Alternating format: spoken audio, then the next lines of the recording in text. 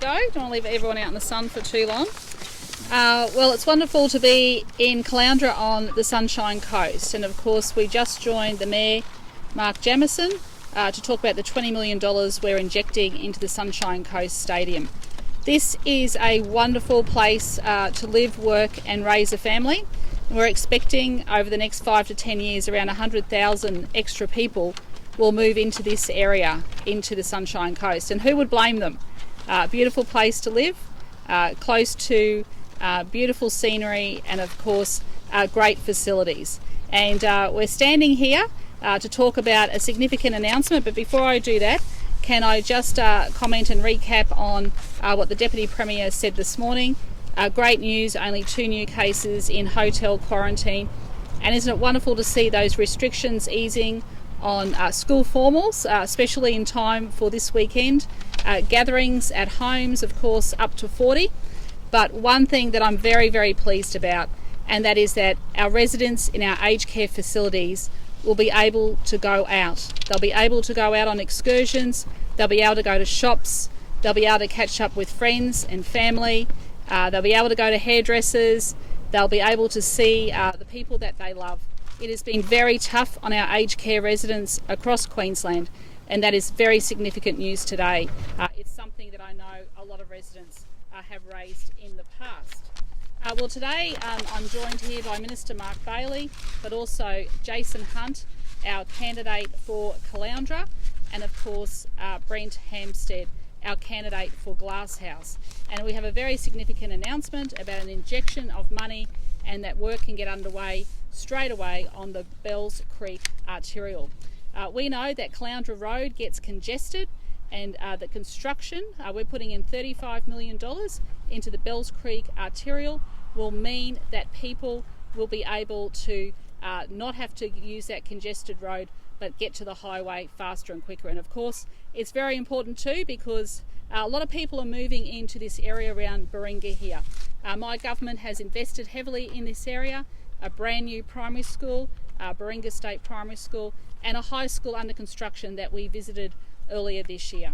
But let me say this very clearly. What we are seeing overseas is countries going into lockdown, third waves now in the US, second waves in Europe. I don't want to see that in Queensland. I don't want to see that in Queensland, and Queenslanders don't want to see that here either. And because we have taken strong measures in Queensland and we've been able to contain the health virus, the COVID virus, it means that we've been able to open up our economy.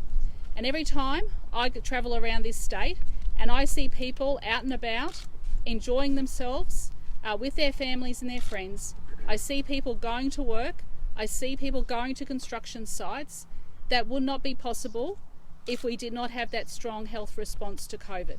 And I just want to reassure Queenslanders that that is absolutely the focus of my government.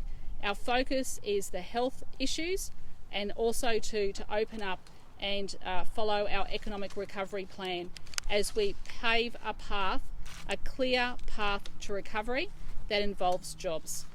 We expect that there could be around 850 jobs over that, because it also unlocks this whole area for more housing and development as well, which is absolutely vital as we see more and more people wanting to move here. But the investment in this Sunshine Coast, my government is committed to. We've seen the work that we're co-partnering with the federal government on the Bruce Highway. Minister Bailey will talk a little bit more about that. Our investment in schools, in health, in infrastructure. For too long now, the LNP has taken the Sunshine Coast for granted.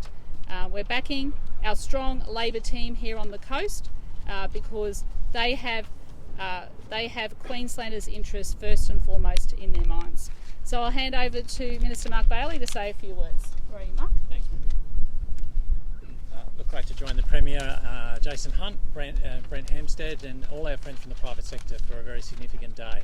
Look, the Palaszczuk Labor government has got a record road and rail budget here on the Sunshine Coast. We're spending more than $3 billion in investment over the next 4 years, and we're seeing a huge amount of jobs, more than 3,000 jobs flow from that. We look at the Gympie bypass already under construction, $1 billion worth of duplication of the Bruce Highway. The Sunshine Motorway, Caloundra Road project is well on the way to being completed by the middle of next year. Maroochydore Road, Mons Road interchange is going great guns, and we'll start the 6 laning of the Bruce Highway between Steve Irwin Way and Bribie Island by the end of this year.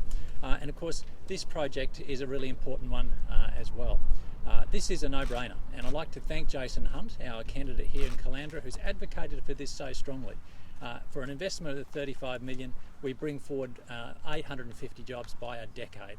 This is really critical during a pandemic that we get the jobs flowing, and 3 weeks after we sign the agreement, here we are starting construction. So this is just absolutely awesome news on the Sunshine Coast. It has been great advocacy, great collaboration from the Premier down to get this project underway to add to what is already a record Sunshine Coast road and rail budget by the Palaszczuk government. Can I say a couple of things here just about the report today by per capita which has been released. We've seen much from Deb Frecklington. She wants a surplus within 4 years during a global pandemic, and we all know there's only one way to get there, and that's by cutting. And this report today by per capita, which is supported by University of Queensland economist John Quiggin, absolutely exposes the fact the only way she can do that is through cutting. With an analysis that means 29,000 jobs will be lost, 2.5% increase in unemployment, because the only way to get to surplus is by deep cuts. And as John Quiggin said, it will be much worse than the cuts of the Newman government. So Deb Frecklington has been caught cold with her code for cuts. That's what surplus is. It's a code for cuts. And she's not telling the truth to Queenslanders. She won't release her costings until most people have voted in a very sneaky move. She needs to reveal what she's going to cut, when she's going to cut it, and be honest with Queenslanders. Can I also just make a comment about the Clive Palmer barrage that's been unleashed today with spending his fortune to try to get Deb Frecklington elected. This is Clive Palmer, who launched a court case to open our borders during a global pandemic in partnership with the LNP federal government. Clive Palmer wants to see Deb Frecklington elected, and you've got to ask the question about why that might be the case. But this is simply an outright lie today in terms of the advertising that's been released. It's predictable, but it's not truthful. Jason. Thanks, Minister. I said 3 weeks ago when we first made the announcement that we would be back here in some weeks' time to open this road, and here we are 3 weeks later, shovels in the ground. This road is on the way. This road is going to deliver 850 local jobs in the short and medium term. But more than that, the materials needed for this road are all going to be locally sourced. It is a congestion-busting dream for the residents of Caloundra and also the residents of Beerwah and Landsborough as they make their way in. But everything about this road for the local economy, for local jobs, for the local residents is good news, and I'm delighted to be part of it. The LNP has talked a great deal about roads in Caloundra. The problem is that's all they ever do. They're great talkers, but they're lousy builders. So this road is starting now, and we're starting it as part of a plan for our COVID economic recovery, and that's what you can do when you have a plan for these things. Thank you very much.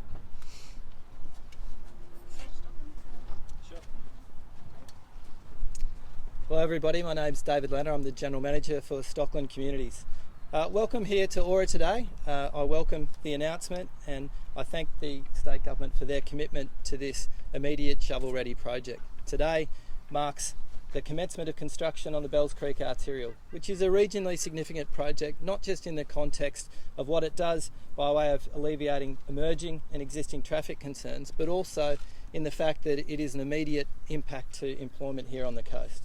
We're really excited to be here and to be part of today's announcement and to get on with the job of delivering this road over the coming 2 years. Have we take some questions? Premier, we understand that Stockland had actually committed to building this road as one of the conditions of the development. It's a lot of money to try to, and I understand you want to bring it forward, but couldn't the money have been spent elsewhere, say on like the Campcross rail corridor or other infrastructure for this suburb? There are so many people living here at the moment. There's going to be even more into the future. We have to make sure that we're easing congestion off Caloundra Road, and that is why we're bringing it forward. It is about making sure that we have the transport routes that are needed for the families that are moving into this area. But could the money not have been loaned, say, to the developer and then It's absolutely needed. That's why we put $35 million on the table here to get it underway, to fast track it, to make sure that it happens. It is absolutely vital road infrastructure that is needed now. It cannot wait. I mean, you've done just a little bit more than 850 jobs. Sorry, what jobs and where? Sorry? On the 850 jobs. Yep, well they're starting at the moment, so the work is underway. So there's work on the project, but also there'll be additional work, of course, with the residential development as well. Is this being funded with the borrowings? Yes, it is, Jack. Yes, it There's is. already a lot of, as we know, traffic on this highway. It gets heavily congested. And I understand it's going to be an important connection, but what are the long-term strategies for easing that connection between the Sunshine Coast and Brisbane? We have a Bruce Highway plan. I'll get Minister Bailey to talk a little bit more about that. And it is a plan that is worked with the federal government. So state and federal work together on that Bruce Highway plan. And you can see the roadworks that are happening. I've been up here as well many times to see the work that is happening to make it less congested into the future. Premier, Do you want to add to that? Yeah, look, we're seeing a record level of roads funding on the Sunshine Coast. Anyone who goes through Aussie Worlds can see some of it. It is huge, and we'll see the 6 laning of the Bruce Highway start by the end of this year between Brisbane and the Sunshine Coast, and we're going to see years and years of that happening because it needs to happen in terms of the growth. This project was ready to go. It's instant jobs. It's a no-brainer. For $35 million, we get 850 jobs, about 330 jobs in construction, about 500 odd jobs in the private sector as a consequence of this, because it unleashes 250 houses, aged care, retail, a whole lot of other smaller roads connecting to it. It's instant jobs, and that's what we want to see in a pandemic. Premier, just on yesterday, why did you neglect to mention in the press conference yesterday about how the Rockhampton rail shops were originally sold off as part of the assets back in a government that you were ministering? No, Horizon actually made that decision about 2 years ago from memory. Yes. Premier, there's Yes. often been a lot of criticism on the Sunshine Coast that the infrastructure is lagging behind the population growth. Is the investments like this today part of a recognition that perhaps has been the case and there is a need to get a bit of catch up to get ahead of that curve? Look, this is a growing region of our state. We need to make sure that we are investing, and I think you only have to look around and see the roadworks that are happening right around the Sunshine Coast. We've got over $1.5 billion in infrastructure happening, over $200 million going into our schools, and over $4 billion going into health in this community. This is a growing community, and we're making sure that we have the jobs that are needed here, but also too we're looking after people's health, and we're actually looking after the education of our young people as well. And a lot of young families are moving here. I've been here several times. I've met with the families, the children that are going to the new schools. It's only a Labor government that invests in education and invests in health, making sure that Queensland is coping with that growing population. And people are coming here. That's a good thing. It is a growth area of our state, and why wouldn't you not come here? Premier, you announced plans yesterday to buy back an asset that was sold by the Bligh government. Does your government have any other plans to buy back any of those other assets that were sold back in 2010? No. Premier, should the government grant the priority development area application to World Surfing League to build the surf ranch and development at Coolah? Okay, so this is of course of interest to the Sunshine Coast. Now the surf ranch, there hasn't been a lot of new infrastructure, tourism infrastructure for some time on the Sunshine Coast, and of course, you know, I think everybody would like to see a surf ranch built here. However, there are a number of issues that need to be addressed as part of any development with that surf ranch, and my understanding is that consultation is still happening between the proponent and the community. So there is no decision from government at this stage. What are the main issues you're working through? Sorry? What are the main issues that you're working through? Oh, well, the community, the government is working through the state development. Minister Kate Jones is working through a number of issues with the community about the impacts that it would have. It does mean a lot of jobs as well, so I think there's that aspect of it, but of course there needs to be a lot more community consultation. Premier, just get you on the letter written by State Secretary Julianne Campbell. One, is Labor looking to introduce a death tax? If not now, if ever? No. And what do you make? Definitely no. This is absolutely ridiculous for Clive Palmer to even be suggesting this.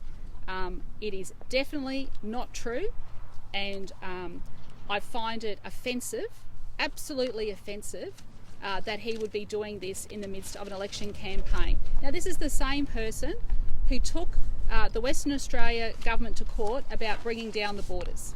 This is the same person. We actually went in there and fought with Western Australia because of our strong border measures have kept Queenslanders safe, and it was the Prime Minister through the federal government that joined that action with Clive Palmer. It is very clear that Clive Palmer is definitely in dealings with the LNP. They both wanted to bring Queensland borders down, and imagine where we would have been if that had happened. I will stand up for what is right in this state, and what Clive Palmer is doing at the moment is irresponsible, it is wrong, and it is dishonest. Premier, a rail infrastructure expert by the name of Dave Bannister has referred the Cross River Rail project to the Auditor General because he says 3 urgent changes are needed for it to succeed long term and also allow it to deliver the extra trains as promised. Someone moved by this, from someone of his stature, has got to be concerning, doesn't it? Look, I'm not aware of that. I'm happy to have a look at that for you. Yeah. One of the concerns he's raised is that there's 125% and a 250% capacity increase on 2 low growth and low patronage lines, including the Ferny Grove and Shorncliffe. Why were these 2 lines so focused on? Yeah, I might get the Minister for Transport to, he might be able to address that in more detail, but Cross River Rail is needed for the future. Also with those Cross River Rail is some priority development areas which enables the transformation of our city, and the first underground train station that we have seen in more than 100 years at Albert Street in the CBD. We need to make sure we are catering for the growth of the future of our state, and that's what that infrastructure is all about. Premier, do you agree with Labor's... Not another Sorry, issue. Rob, yeah? Josh Frydenberg has opened a Holocaust museum in Adelaide. The Feds Yes. promised $3 million here. We know LNP's agreed to match it. We Yes. understand he's written to you, but yet to respond. Would you like to see a Holocaust museum built here, and why haven't you? Yeah, no, there have been discussions, so that's not correct. So I know the Treasurer has spoken to Josh Frydenberg. We're very happy to support that as well. I think it's very important. You have to remember what happened in the past to ensure it never happens again. And my grandfather, he was in a labour camp, a work camp, and it was some of the most horrific experiences of his life. But tragically, millions of people lost their lives. We never want to see that again. Premier, the Greens have announced a policy to introduce free parking at hospitals for patients and staff. Reckon that's a good idea? We're always looking at ways in which we can put more parking at our hospitals, and we've done that at a number of hospitals around our state. What do you think about that Greens policy? Well, that's a matter for them. Premier, do you agree with Jim Chalmers saying that the federal government's unemployment target of 6% shows a real lack of ambition? Well, let me say very clearly, our strong economic recovery plan is focused on jobs. It's focused about getting people back into work. Have a look around here. Everyone here is basically in work, and my job is to get more people into work. But where countries don't have the virus under control, they're not working. They're not working. You cannot work in countries where the virus is out of control. And Queenslanders should be mighty proud of the great work that they are doing in terms of listening to everything that Dr. Young has been advising us on, because we have shown that Queensland can control the virus to the best of our ability and our economy can open up. Premier, on that, Yes. we've always said that we wouldn't review borders until the end of the month. We've seen today the restrictions, which we're talking about, were originally set down for the 1st of November, but they've come forward and been announced in the middle of the month. I understand you separate out those issues, but if we can talk about restrictions in the middle of the month, why can't we talk about borders in the middle of the month? Yeah, because Rob, we still do have concerns, and I did meet with the Chief Health Officer and the Deputy Premier this morning. There is still some concerns about New South Wales, and everyone is monitoring that very carefully. Will we have an answer before election day on whether or not that border will or won't open? Well, we said that we do it at the end of the month, so that's my commitment to the people of this state. Well, I will always keep them up to date. I will let them know what is happening on the 1st of November by the end of the month. On the economic recovery plan, what economic modelling did the government do on the plan, and will you release it? Jack, some other states haven't even released a recovery plan, okay? We have an economic recovery plan that is focused on getting Queenslanders back into work. That economic recovery plan is supporting some 55,000 jobs. 55,000 jobs. It is about infrastructure in our state. It is about supporting small business. It is about looking at the skills that are needed for the future. It is about empowering our regions. It is about ensuring that we are looking after the health of our state as well. And it is about backing business. Our economic recovery plan is there for everyone to see. And if you haven't seen it, I encourage people to have a look at it. What's modelling done? Rule out any future assets? Sorry? Can Labor rule out any future assets? We answered that yesterday. We have been to a number of elections very clearly where the LNP wants to sell Queensland's assets. We have said very clearly we will not sell Queensland's assets. But let me say this. We have Deb Frecklington at the moment who has $24 billion worth of unfunded commitments. She has said herself and her shadow treasurer that they will reach a surplus. You cannot get to a surplus unless you cut services or you sack people. I don't think that's the Queensland that Queenslanders want. So what I say very clearly to Queenslanders is we have a clear plan. The clear plan is there for everyone to see, and it does not involve cutting, sacking or selling. Premier, there's been a lot of discussion about the influence of developers and that sort of stuff. How different is that from, say, for example, an individual with lots and lots of money who can invest that money as a personal person, create a party and then potentially skew an election? Right, so who are you talking about here? I would suggest a good example maybe Clive Palmer. There have been some startling revelations that have been raised today. My understanding is that they may be looked at by the ECQ. I think that's but let me make it also very clear that my government introduced very strong integrity measures about banning donations from developers to political parties in this state. Premier, we're nearly at the halfway point of the campaign. How do you think Labor is placed at the moment? Jack, that's a matter for Queenslanders. But I get up every day and I do my job looking after the people of this great state. It is an honour and a privilege, and I will continue to do that as long as the people of Queensland want me to do that job. But what I've said very clearly is that we have a very clear economic plan which is focused on people and getting them into jobs. Okay? Isn't it like disingenuous to make a virtue out of the jobs that the Rise and workshops could create if those jobs may then have been lost in the first No, there's going to be potential there for 550 jobs. This is about bringing manufacturing, rail manufacturing, back into Queensland where we will make trains, and we need that supply chain. This is a new dawn and a new era for rail manufacturing in this state. I mean, you're doing a lot of manufacturing and construction jobs, but you know there was other big sectors really badly hit during COVID, such as retail, childcare, hospitality. What can you promise them?